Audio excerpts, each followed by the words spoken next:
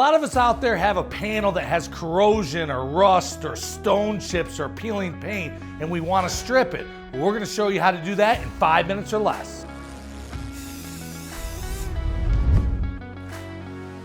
Before we get down to stripping this hood on this beautiful Toyota Supra, we want to do a couple things. One, we want to remove the hood from the vehicle. We want to detrim all of the parts that are touching the paint. In our case, we have some windshield wiper squirters, we have a Toyota badge, and we have some extra adhesive that we have to get off that leaves behind. We want to wash it with soap and water, and then we want to use a high quality wax and grease remover before we start sanding or stripping. Before we start kicking dust, I like to get out all my supplies and all my tools needed to do a job like this. But before I start sanding, I like to identify what kind of substrate I'm working with. Meaning, is it plastic, is it metal, aluminum, what is it? A simple magnet can tell if it's steel or aluminum.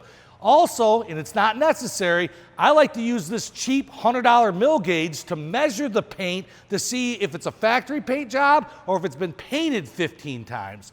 Another thing that I like to do before I start kicking dust, I like to take a Sharpie and circle any dent or any imperfection so when I start creating the dust, I don't lose something small. So I got 4 spots that need a little bit of bump and mud. I'm gonna strip those areas first, get some filler on them right now so it has time to dry. But before you start kicking dust, make sure you wear some kind of dust mask or respirator for protection.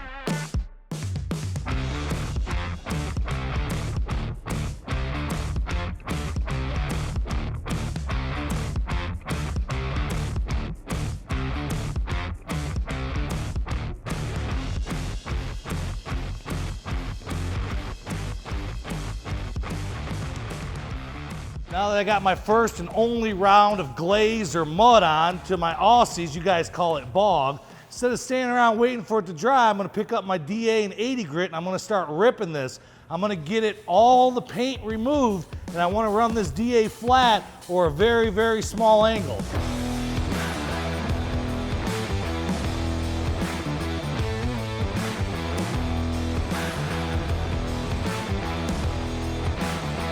So I'm about halfway stripped with the hood and my mud is actually dry, so I'm gonna take the opportunity to sand this mud out in the rare event that I have to coat it again, so I'm not waiting around waiting for Bondo or paint to dry, so to speak. I did want to point out one thing. If you look at our different layers, you can see the clear, the base, and the 2 different color primers. We only have 1 factory paint job on this, so 80 grit on a DA was more than enough. If I had 2 or 3 paint jobs, maybe I would start with a grinder, or maybe I would start with a DA with 40 grit, something more aggressive. But whatever I do not want to get grinder scratches, or I do not want to get 40 grit scratches in the substrate. So I'd want to stop 1 or 2 layers short and then move to 80 grit in a DA. So our 4 spots of bodywork are done. What I did was I used my trusty Next Level block, started with 80 grit, blocked them out, did a black guide coat, repeated the process with 150 grit, and we're leaving those 4 areas in a true 150 grit. The aluminum hood, I'm gonna continue to strip that with 80 grit in a DA. And then I'm moving to primer. And a lot of people are gonna say, that's crazy.